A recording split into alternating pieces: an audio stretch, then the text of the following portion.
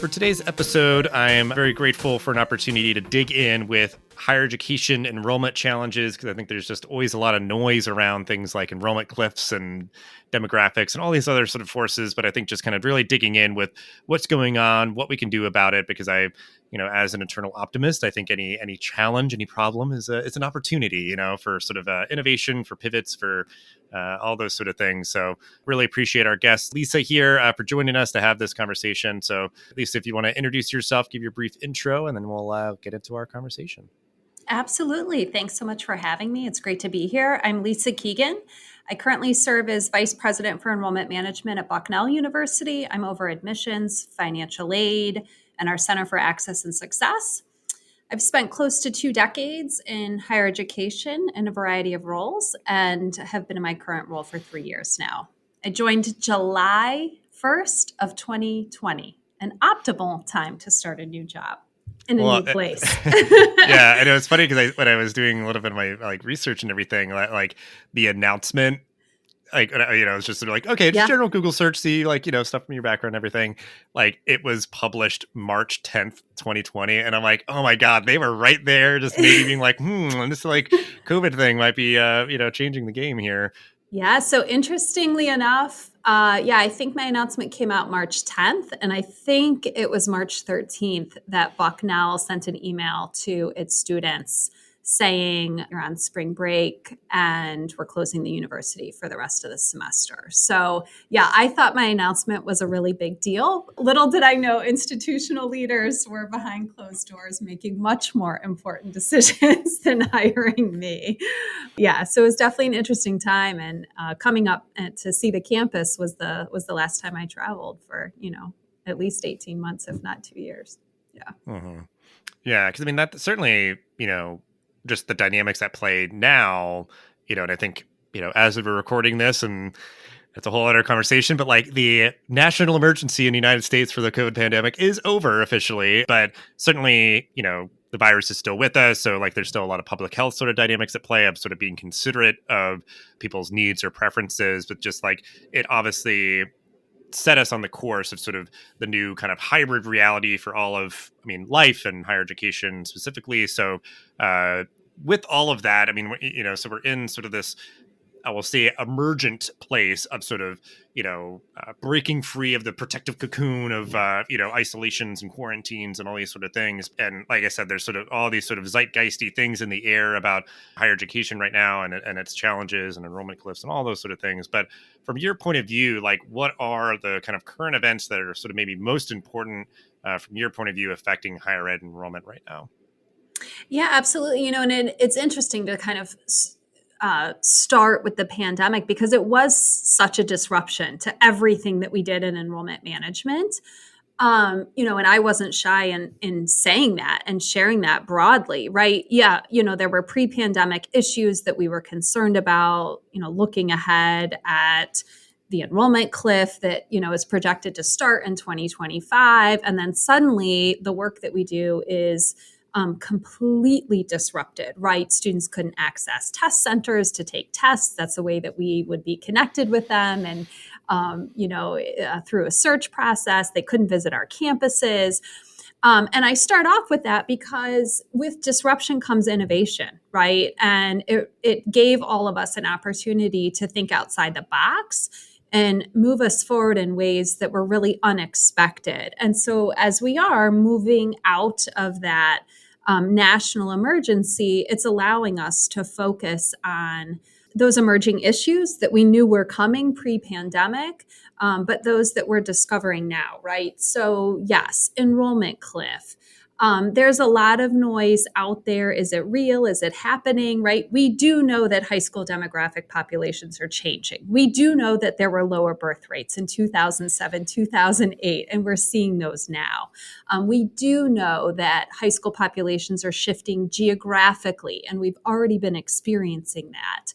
And then also, of course, just the incredible diversification in the U.S. population and in high school populations as well. So we knew all of that was coming, and hopefully institutions were understanding and examining how that was going to impact their recruitment efforts, right? And their institution as a whole. Coming through the pandemic and on the other side, huge shifts in international markets. So a lot of institutions who were heavily, heavily reliant on international students populating their entry classes or even transfer populations, graduate schools, right? We've had to figure out that shift and know that we can't necessarily be reliant on markets that we had for years and years. Affordability and access, right? This is a constant conversation in higher education, but one that I think the media continues to put in the spotlight, even as far as questioning the investment in education and does it matter? But what we're seeing from that as well is education's either leaning into the traditional residential campus model, recognizing that that is still very relevant, and seeing other higher education models really leaning into delivery methods in different ways, right? Online education, hybrid, whatever that might be. So we're seeing that innovation come, I think, in both ways, those securing the relevance of residential education and those finding ways to deliver in different methods and reach students. Hot topic, and we can dive into any of these, but race conscious admissions. We've got Supreme Court cases coming down the line and just could be a matter of days, weeks here. And we are all thinking deeply about what that means for our process, waiting to see exactly what those decisions will be. But many of us have already started the legwork to prepare our campus communities. And then the last one that's really top of my mind is one we touched on a bit, right? Sort of coming out of post-pandemic, the ever-changing landscape of workplace, and that specifically on higher ed, right? Where we have had models where we expect employees to be on campus, in many cases 7 days a week, and then just recognizing that maybe we don't need to do that. Maybe there are other ways that we can work. And I think traditionally higher ed is an industry that's a little slower to adapt. But we're playing catch up really, really quickly as we think about retaining good people on our teams. And as we're thinking as well, just about recruiting. And this is a specific issue to admissions. The profession is having this conversation nationally, and it's critically important. Traditionally in higher ed, admissions officers, admissions counselors have been among some of the lowest paid staff members on a campus. They are known to work endless hours out recruiting and traveling consistently. Those of us who grew up in the profession, like myself, my very first job was an admissions counselor. We were packed in a car and went out for 10 weeks straight and didn't come home. We come home to work an admissions event on a Saturday and go back out. That expectation, has to change. The expectations of employees have changed, young people coming up, and we're trying to figure that out. And I'm not someone who says, oh, let's go back to the way it was. I don't think that was the healthiest way for us to work and maintain really good people on our team. So that was a lot, Dustin, and I'm happy to dive in on any of those, but those are top of my mind of things that are keeping me up at night and are topics that many of us in higher ed and enrollment leaders are engaging in on a national landscape.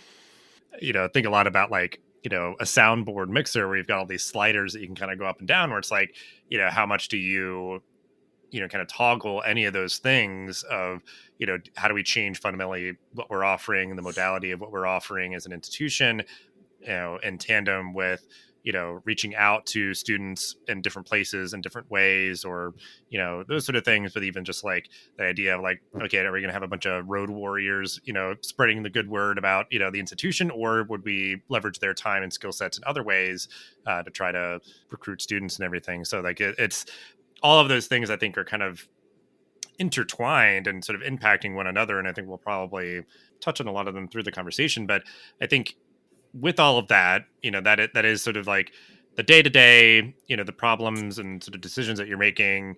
I think it's just like sometimes it's like it's a lot of hand wringing. You might be just sort of like trying to prepare. For, you're dealing with the ambiguity and everything. But regardless, I think the landscape right now is we need to find new markets of students that you can't just keep going back to the same well exclusively. Put all sort of your eggs in that one basket. It may be like for certain institutions, balancing more or less international students or adult learners or those sort of things. So the idea of like new student markets, like trying Yeah. to sort of blossom out and reach out a little bit further than maybe an institution had gone before. So Yeah. from your experience, what does that look like? How has that gone of kind of reaching out into areas maybe that you haven't really looked into before? Yeah, right. So there's all of this national data out there on shifting high school markets and state populations, right? And I think it can be easy for an institution to go chase growth. Okay, look, we know that there are going to be some growing populations in the Southeast, for instance, right? Or when people started to see a significant amount of growth in Texas, you saw a number of institutions place regional reps in Texas. And I think where sometimes we can miss is by not saying what makes sense for my institution, right? What are the priorities of my current institution? And then who are we already attracting and who are we not?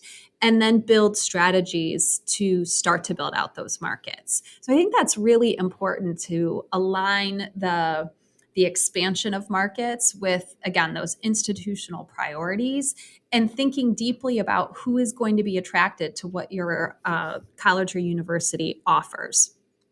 And so it means looking at a lot of data and understanding the data, right? So walking in the door to a brand new institution, right, in 2020, the first thing I did was look at a significant amount of data and understand where our key markets were, and then looked at the demographic data to understand what was shifting. Was it diversifying significantly? Was it dropping? Were there areas of growth?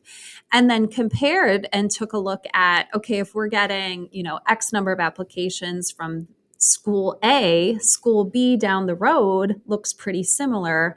Why aren't we going there, right? So you have to sort of ask yourself that. For us, I have to also think about our location, our accessibility to students from, the West Coast, for instance. What does that look like? That doesn't mean necessarily that I can't go recruit students in a new market that's further away, but I need to make sure that our institution is prepared and set up for that, right? And that's what I see as really critical right now in enrollment management. It's not just about filling the class, it's about being that bridge to the high school populations and then helping to make sure that your college or university is prepared for that. For us, right, we recognized that we wanted to significantly increase socioeconomic diversity at the institution. And so we started to look at what that would mean and where we might go geographically to do that kind of work. That's one example. A number of institutions place regional reps out there where you've got a full-time admissions counselor living in a particular city or state and really working that city or state and building relationships with a number of high schools, community-based organizations, college access networks, et cetera.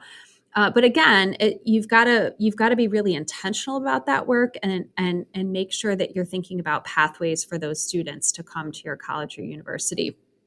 So the second piece of that is you have to put resources behind it. There is still a significant personal element to our work and how we go out and recruit and build those relationships, get into high schools, get into communities and talk about our schools. But then you have to back that up with really intentional marketing. And so, we spend a lot of our time thinking about marketing efforts and that the communications office is totally aligned with the admissions office to complement that work. That's really how you start to expand it. The key is it takes time. it takes time, right? So I had a meeting with a group of faculty and staff who were interested in increasing a particular population here.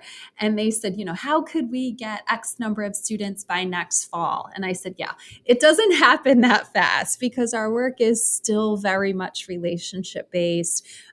If people haven't heard of your college or institution, you have to figure out how you're going to communicate that value proposition to them and start to put it on their radar, right?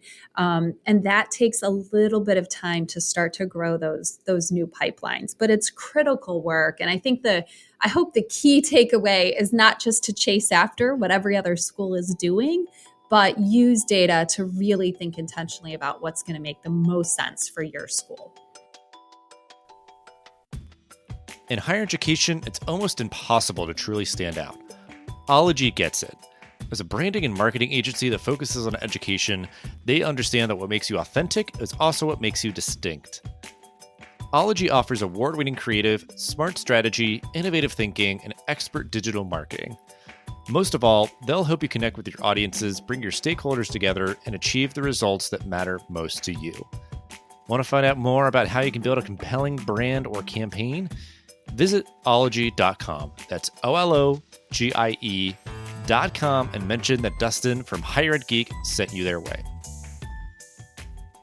Yeah, I like kind of the way that you frame that of like try to figure out like what's the outcome you're looking for, like you're saying socioeconomic diversity or something, and figure out where you can find that, and then even then like kind of using data, one, just like seeing generally what's working, because like I don't think you have to like radically create an entire new campaign because you're changing from recruiting in Texas to California. Like I think there will be sort of a pivot or sort of a contouring, but like if there is just a core part that like totally sort of captures the heart, the spirit, the essence of what makes Bucknell special, like that, like obviously that's always going to be true, and you're just going to maybe sort of adapt that to a different audience. But that I think is a important and really required part of it, is that you aren't just sort of carbon copying necessarily, across the all the different markets. Like you are, looking at data to help inform that, and certainly just I mean, it's all just about like intentionality. Like you're not just because I think like what you're saying made me think of kind of like gold rush mentality. Like it's just people sort of like mindlessly being like, oh, you found something valuable there, like maybe I can too, like, and I'm just gonna sort of blindly follow versus just like you do know everybody else is sort of like thinking in the same way. Like you might even just want to be mindful of that, of like exactly, and is that going to work for us or not, or are we going to dip our toe in the water? And that's another piece I think coming out of this work, and what has been good is assessing your current markets, because in enrollment, often we're like, okay, great. We typically get this number of applications from this school, or we really like the counselor there. We're going to go back. We're going to go back. We're going to go back. Right. And back in my day, right. Like we used to get a list of high schools that the previous admissions counselor visited like on a printout. Right. And we would just book the same visits for the next year. So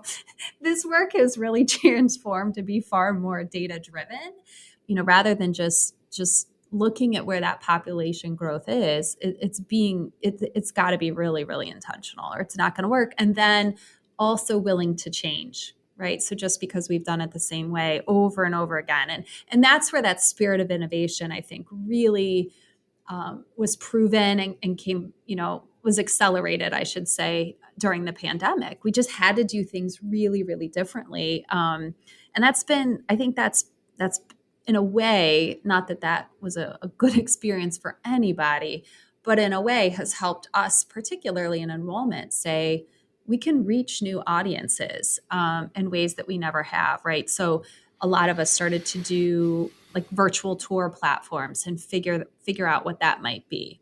You know what? We should have been doing that all along. Do you know how many international students come to our campuses in the fall and have never been here and have never seen it?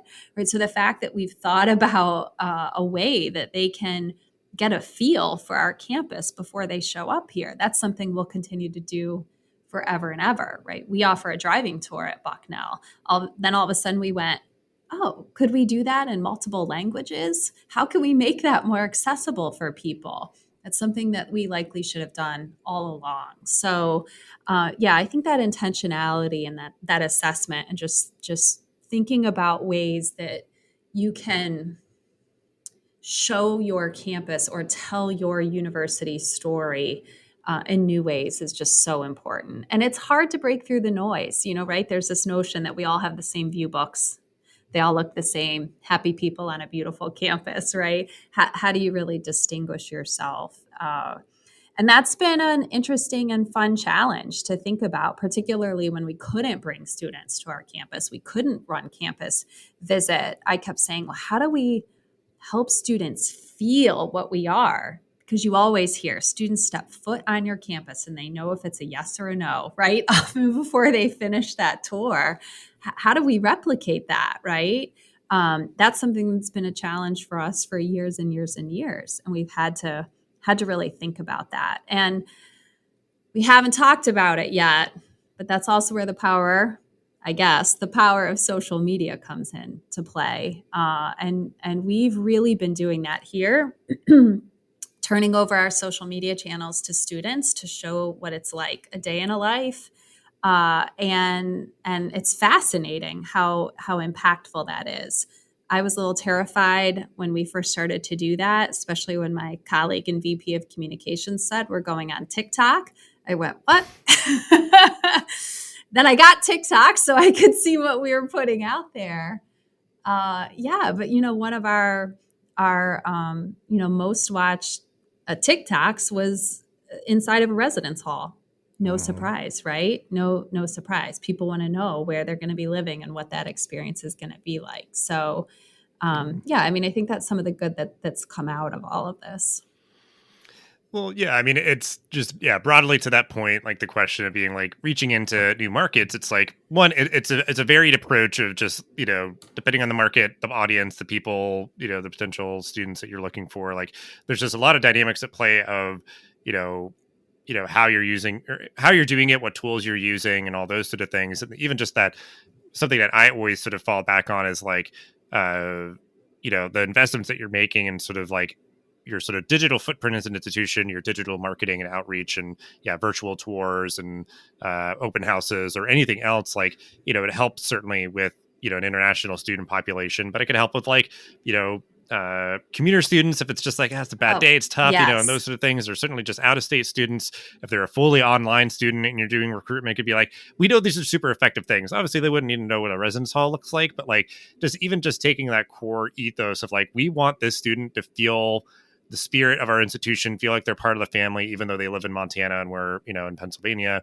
Like we want them to, understand sort of the values and understand sort of the people and the processes and things that they're going to be navigating and all of that. And the thought that I had, because it's a sentiment that's shared by many people, and I think, I don't know why I just sort of had this like epiphany that's sort of like, trying to like interface with that idea of like, well, the pandemic was awful, like shouldn't have happened, I wish it didn't happen, and then like all these other things, but like, hey, well, look, the silver lining or whatever. And it's like, because like, I don't think anybody wants to sort of think back and just be like, this awful thing happened for no reason and no good came of it. And like you're just, it's like human nature just to try to like reason with this like global event. But like, there's so many things like, we're saying with like the enrollment cliff where it's like, we knew that was coming beforehand. And now it's just sort of even closer, but we had sort of wibbly wobbly couple of disruptive years in between that, like, if this didn't happen, maybe, we would have felt more prepared, not so sort of, like the sky is falling. But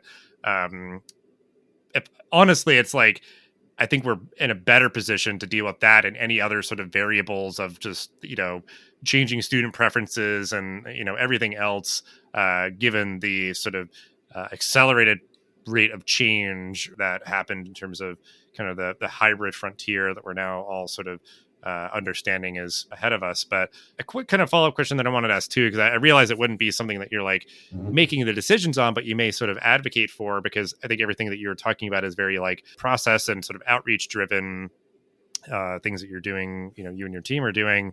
In terms of like student preferences, in terms of modality, in terms of like, the time investment students are making and all that, like, are you seeing a lot of that come up as you're interacting with students of like, that's what they're looking for? And how can your institution sort of adapt to that, because I think that's all sort of the part of the balance of like, yeah, maybe we don't want to like completely reshape the way that we deliver education to students, but like maybe we do a little bit, or how that sort of dynamic comes at play. Because I would imagine you would be somebody like at a table that is advocating one way or another, while the decision sort of lies with academic affairs and deans and provosts and those sort of folks.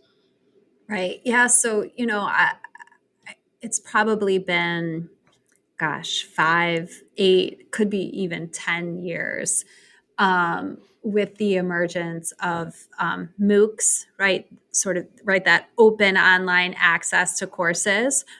And there were all kinds of headlines like, this is the end of traditional college education.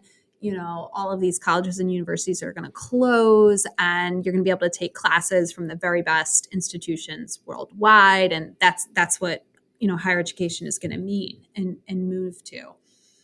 And you saw some institutions lean into that for the better, right? It created better opportunities for their students to have some type of dual modality or optional modality. It provided more accessibility for students who were looking for that mode of education. Right. Then the pandemic happens. Everyone's delivering education online.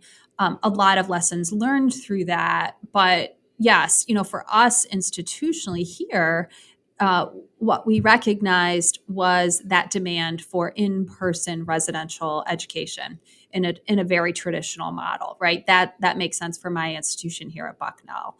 Other institutions had to make other decisions, right? But as soon as we were able to, we had everyone back in classes and in person, and even from an admissions standpoint, we all were sort of holding our breath, trying to figure out what's going to be the right ratio of in-person campus visit versus virtual. And, maybe to no surprise, a little surprise to me, maybe, we've seen our campus visit numbers rebound. Yeah, I was just curious because I think it is like thing of the moment is, digital education, and there's a lot of sizzle Yeah. around that. There's, increasingly a lot more substance, because like a lot of great institutions are putting full online degree programs out there, mostly in the graduate degree space, and they're doing more in sort of continuing ed and certificates and those sort of things. And those can be just on ramps for the adult learners and various Right. folks. But like, what I hear a lot, and it definitely captures what you're saying, is like differentiation is going to be really important for institutions to kind of survive and thrive. And the idea that like, and I need to look up this term because I think there's some sort of catchy term that sort of summarizes it, but there's sort of like an economic force where like everything's just starts to become the same gray blob, because it's just like, that's what people want, right? And it's like, you're going to see that higher ed, I think, has really kind of like struggled with that and sort of coming to a T now. And even the same idea of maybe the gold rush of like everything needs to be all digital, all online and all that. But like, if it's like, hey, we know who we are, we do it really well. Like we've seen obviously like a huge amount of demand and a huge amount of success with like the way we do things, of that residential model and all that. Right. That's how we're going to differentiate. We're going to lean into that and be of a distinct, unique option as sort of a counterpoint to sort of the preconceived notion or assumption of what education, or higher education is supposed to be, or what we assume people want or whatever. And it's like, I think, yeah, that'll be sort of the refreshing take, amidst all the other hot takes out there. And like, yeah, like you said, it just makes it a very clear option, even amidst, but it's like, it's still like a small fraction. That's the same idea where sometimes, shopping and different things where it's like, this online retailer experienced like 75% growth year over year. And it's like, there's still like a third the size of like the traditional store. Like, so it's impressive. Right. Yes, that they Right. grew at that rate, but it's like, it's still really small. And it's the idea that like, if sort of a level heads prevail of knowing who you are in sort of institutional identity, and not getting, again, that sort of mentality of sort of blindly following, the rest of the pack, you can kind of carve out that niche of for the people that want this, they probably are very clear of the experience that they're looking for. And we're here to offer that. We haven't even really talked about just the higher education landscape. It feels like almost every day in the press, we're seeing another college close its doors, right? And there's a lot of variety of reasons for that. Beyond that, right, where you're really seeing institutions thrive are the ones that are leaning into their mission and their strength. And there is this notion that higher ed can be a little slow to move, but the ones who are willing to pivot, who are responding to today's students in really successful ways, that are thinking ahead, right? That are putting structures and frankly, even buildings and thinking about space with intentionality, not just to meet the demand of today's students, but the 6-year-olds, right, that are coming behind them, that are going to be here before we know it. That's where we have to really shift that mindset and that conversation at those senior leadership tables. There are elements of colleges and universities that made sense for students 50 years ago. They don't make sense for students now. And sometimes it's a basic policy. It's like, and then, oh, well, we've always done that. It's always worked. And it's having the ability to ask the question, does it work right now? Is it working right now? And is it going to work 20, 30, 40, 50 years from now? That's what I think is so important and so critical, and takes bold leadership in higher ed right now. The other thing in the headlines you're seeing all the time, not only from enrollment leaders, but now we're seeing it with college presidents, is just complete burnout. And, we're watching that. Who's willing to stay in and do this really hard work right now? And who is just saying, I can't do this anymore. And in my job, like, how many years am I going to want to sweat the numbers trying to land the class perfectly to make residents' life and the CFO happy? It's really, really hard work, and it can be really, really stressful. And from a leadership lens, you want to be doing that in a way that people on your team look at you and say, I want your job someday, not you're completely burnt out and stressed out and work all the time, and I don't want to do that, right? So I think that's really important too. I want to jump back a little bit, if that's okay, just for a second. You kind of talked about, oh, well, we have to find a silver lining in the pandemic, and what did we all learn from it? And I know I started that conversation. But, the other thing that was happening during that, we're all trying to figure that out and move. But, we also were trying to figure out, well, how can we also get things done that we intended to do anyway, right? And so for me, I also really tried to bring our team together to say, we have some big goals. Hey, we've got this demographic cliff coming. We got this enrollment cliff coming. We've got demographic changes. We have institutional priorities to significantly increase diversity. Let's build the plan to do that. And, we took time to come to the table and devise a plan to figure out how to move through that. I think that was really important. And I tried to keep connecting people back to the good work that we needed to do. So we couldn't sort of get completely lost in everything that was happening. There was a careful balance in acknowledging the tremendous stress that many people found themselves in personally, professionally. I was one of those moms balancing a toddler on my lap, trying to have, staff Zoom meetings. But I think it was also a relief a little bit to say, this is all happening. We have to figure this out right now, but how can we be building blocks, putting things in place that once we move through this, we have a roadmap of what it is that we want to achieve.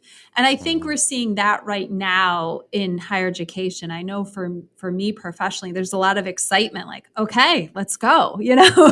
We've had these strategic plans in place. A lot of things had to be paused, but we've got, people ready to go. And how do we start to move on exactly what we talked about, Dustin, that differentiation, deepening what we're really, really good at, maybe having the boldness to let go of what we're not so good at. Not always, that doesn't always happen in higher ed, but it probably should, and really moving on those things. So yeah, that's what that's what gets me up and gets me excited every day. What can I do with my team to contribute to us being one of the very best residential campuses in America? Yeah. And I think that, that's another smart sort of like kind of anecdote of, I think like one, there's just, so many institutions that were just blindsided by the onset of the pandemic and needing to kind of implement, emergency remote learning and just like all these other aspects of just kind of conducting the business of an institution. And because those are like the sort of the aspects of, it's not just like, well, we're either like doing digital education or we're not or whatever. It's like, well, there's ways to sort of like digitally augment and sort of supplement a residential experience and those sort of things of just sort of like your workflows and like tools and whatever else. But so I think it's that idea of like, how well prepared were you for sort of just that digital transition of just like, how Yeah. life happens.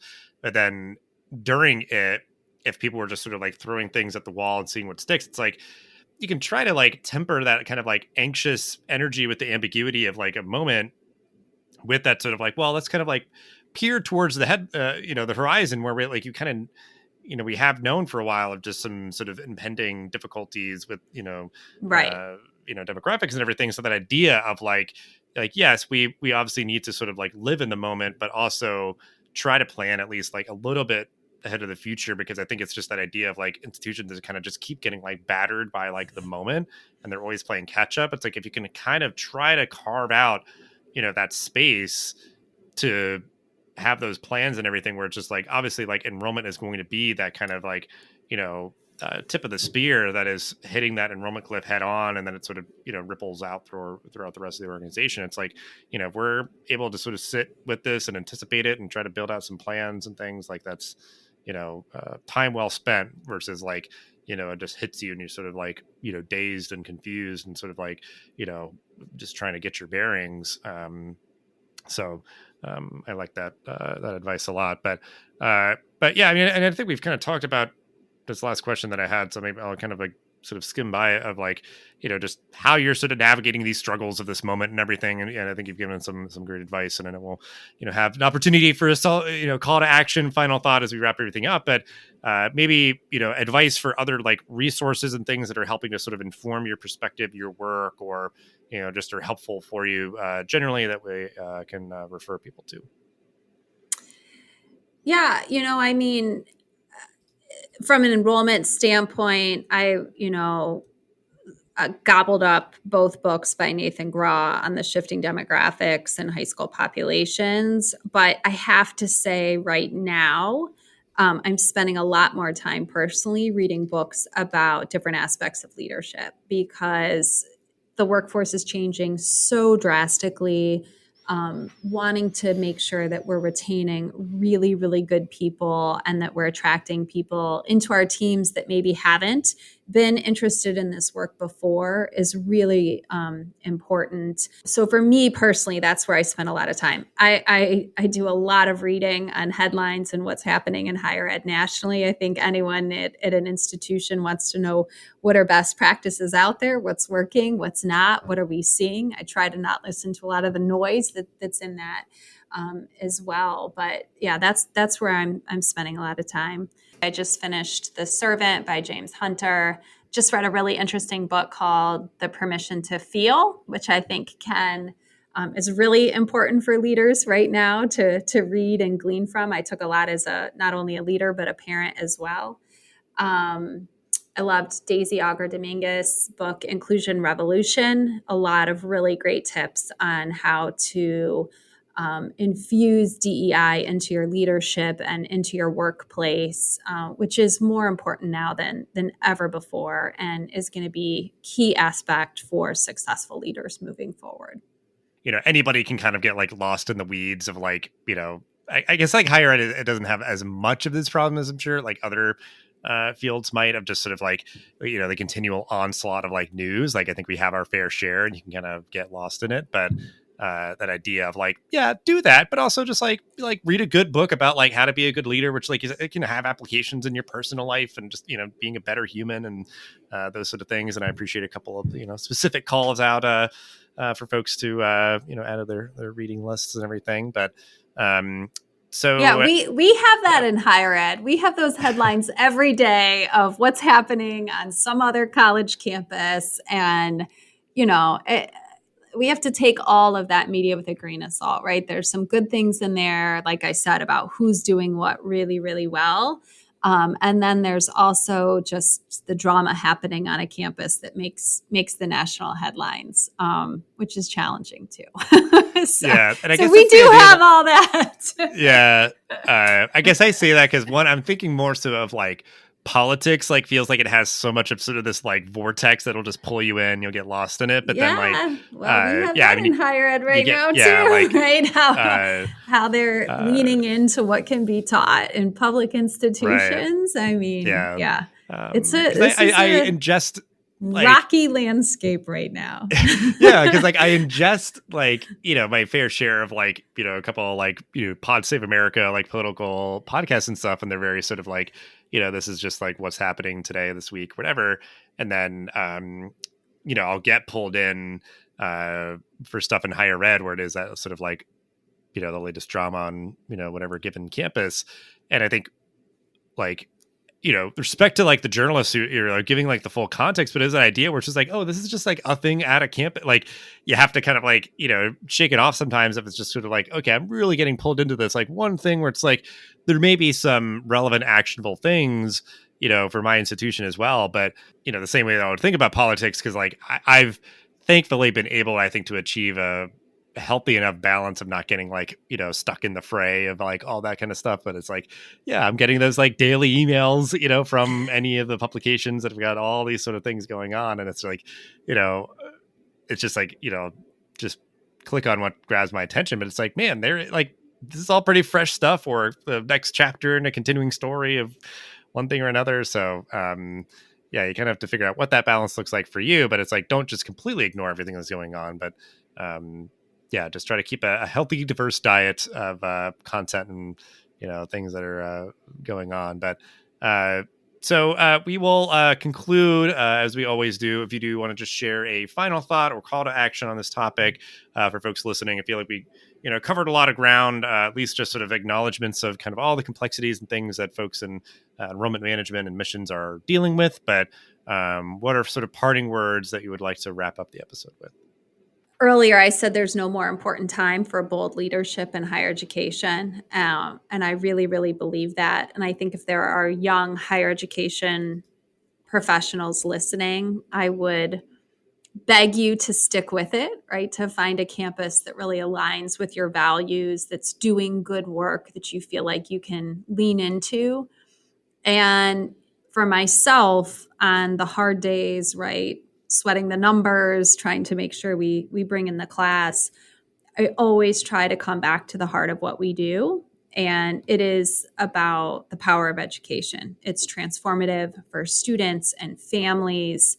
It's what keeps me connected to this work. It's why I get up every day. It's an unbelievable privilege to align my values with my work every day. And that's what I would hope for professionals out there in every facet of their career, and anyone who might be listening to this.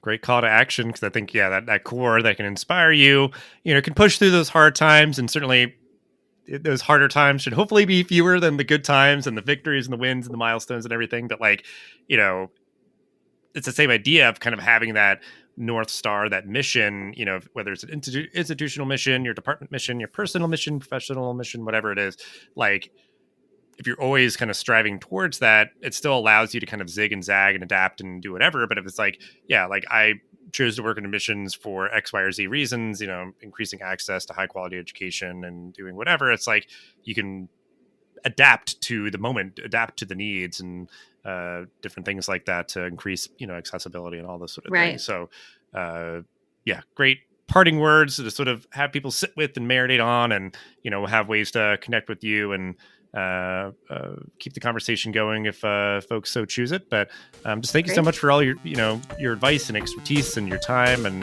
yeah, just really appreciate it. Absolutely. Thanks so much for having me.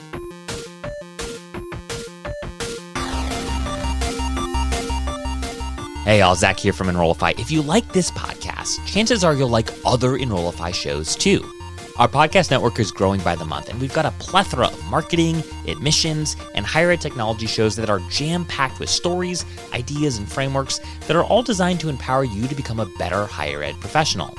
Our shows feature a selection of the industry's best as your hosts. Learn from Mickey Baines, Jeremy Tiers, Jaime Hunt, Corinne Myers, Jamie Gleason, and many, many more. You can learn more about the Enrollify Podcast Network at podcasts.enrollify.org. Our shows help higher ed marketers and admissions professionals find their next big idea. Find yours at podcasts.enrollify.org.